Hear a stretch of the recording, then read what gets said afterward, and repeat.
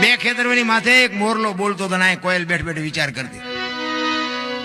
કોયલને ખબર નહોતી આ મોર બોલે છે.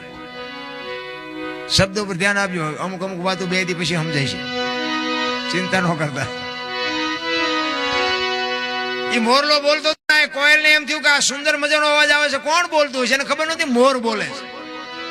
ઘડીક થયું ને મોર બીજી વાર બોલ્યો. વરસાદ ઝરમર ઝરમર વરસતો હતો અને કોયલની બાપુ કહું મડી તૂટવો, એક મારે એને જોવા જવું છે, કોણ બોલે છે? ઘડીક થયું મોરલો જ્યાં ત્રીજી વાર બોલ્યો ને ત્યાં કોયલે નક્કી કરી લીધું કે જે હોય મારે એને લગ્ન કરી લેવા છે. મનથી વરી ચૂકી. ઘડીક થયું વરસાદ રહી ગયો અને કોયલ મનાણી ઉડવા જે દિશા ઉપરથી અવાજ આવતો હતો ને, પણ કોયલ ઉડીને અહીંયા પૂગે ને એટલી વારમાં મોરલો અહીંયાથી ઉડી ગયેલો ને ઘોડ આવીને બેહી ગયેલો. એટલે કોયલે અહીંયા આવીને કીધું કે હમણાં સુંદર મજાનો અવાજ આવતો હતી, કોણ બોલતું હતી? કે ભાયડો બોલતો. કે શું કામ?